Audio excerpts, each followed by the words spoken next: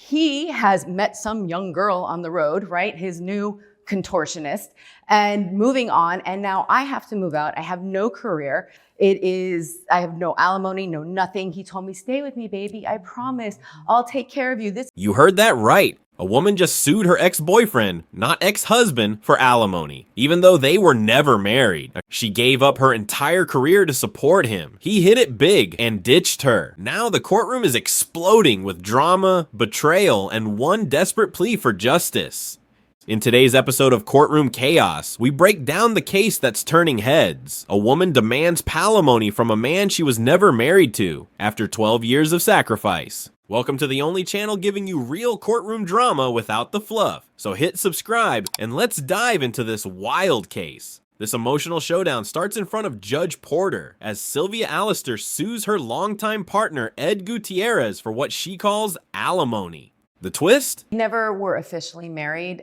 We weren't married, so. It's like common law marriage. We've lived together for 12 years. That's right. No wedding, no legal contract, but 15 years together, 12 of them under one roof. Sylvia was a contortionist in a traveling performance company and had a career that took her around the world, but that changed when she moved in with Ed. His career as a pianist.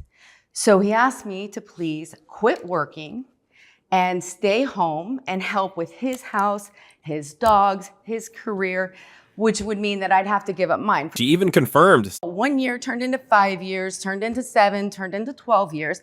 Now here we are. I've been helping him for 12 years, supporting him throughout his career, Hold on, taking care of your dogs, emotional support, your marketing, all of that. And now he has met some young girl on the road, right? His new contortionist.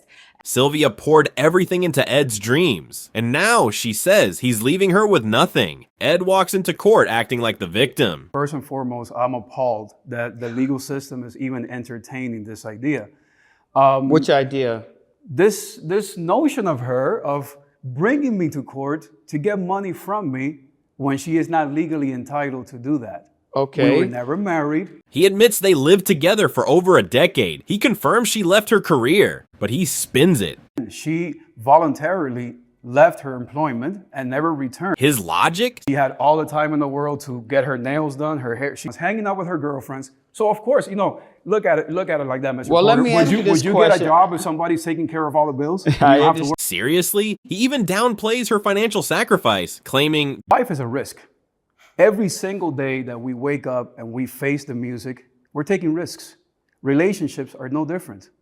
And there isn't a contract or any law stipulating that after a certain amount of time with someone, you should get any monetary compensation. Judge Porter wasn't having it. The only person in this room who says what's legal is myself. Boom. And just when Ed thought he had the upper hand, Judge Porter hits him with a reality check. She invested cash, $120,000. I'm not talking about time. I'm not talking about the other sacrifice.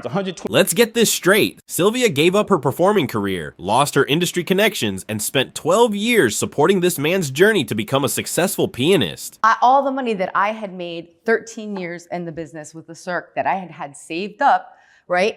I used to help support him. And when asked about finances, A joint account or In the beginning, joint towards the end, about $120,000. Ed didn't deny it. He just deflected. Even worse, when asked if he could repay her, Absolutely not. Why Mr. not? Porter. Because that's a lot of money. Judge Porter cuts deep. left a job where you were a full-time employee, 40 hours a week, benefits and all that stuff. You left that job to become a musician. When people do stuff like that, they usually can afford it.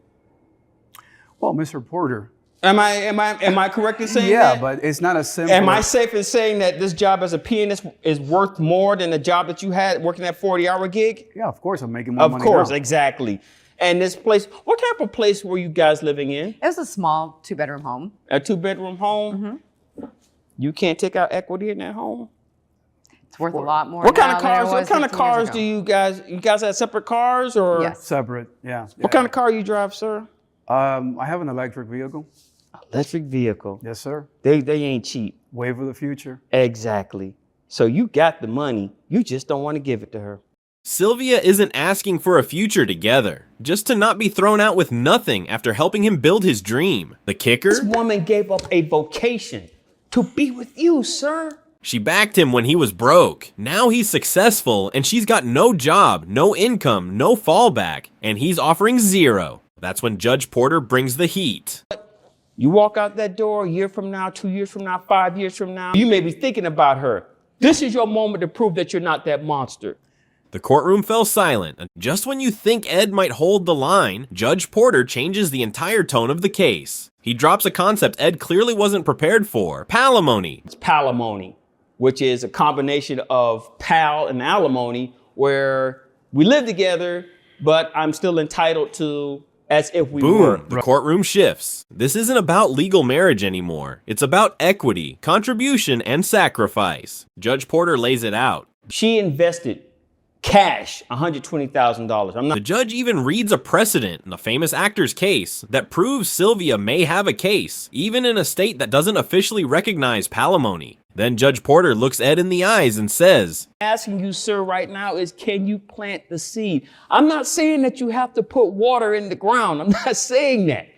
What I am saying is plant the seed. She gave up 12 years of... He challenges Ed, not as a judge, but as a man. Willing to really put her out there with absolutely nothing. The pressure is mounting. Ed tries to dodge, bringing up a flimsy excuse. If I give her anything, this could potentially set a precedent for future situations where other people can exploit other people for money. Are we talking about for you? And I don't want to have my blood on my hands.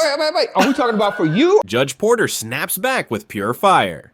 Don't give a damn about other people when it comes to your personal life. Because if you get caught up in a situation, this precedent that you're setting for other men, are they going to rush to your defense and help you out? No, they're not.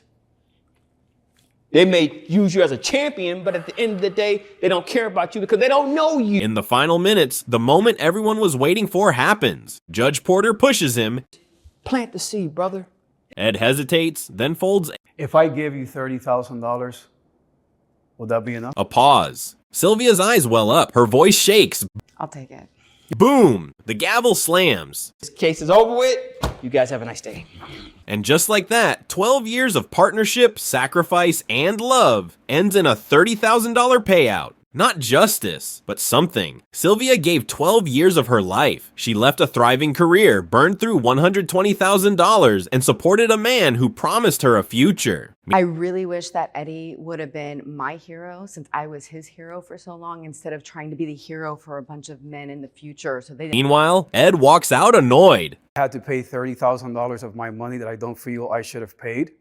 But I guess in the grand scheme of things, I got this woman off my back and... Let that sink in. She sacrificed everything, and he treated it like a nuisance. And here's the real kicker. This happens more often than you think. Common law relationships, unspoken promises, joint dreams, all shattered when one person decides they're done. So here's the real question. Should people in long-term relationships be protected, even without a marriage license? Drop a comment with your take. Share this video with someone who needs to hear it. Subscribe for more real, raw courtroom drama that makes you think. Because in a world where love can be used and discarded, someone has to hold the line.